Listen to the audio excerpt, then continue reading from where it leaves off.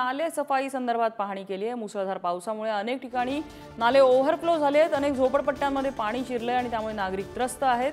पालिकेचा हलगर्जीपणा आणि नाले सफाईकडे दुर्लक्ष झाल्याचं त्यानंतर समोर आलं आणि त्यानंतर स्वतः प्रणिती शिंदे या मैदानात उतरल्या आणि त्यांनी पाहणी केली आहे।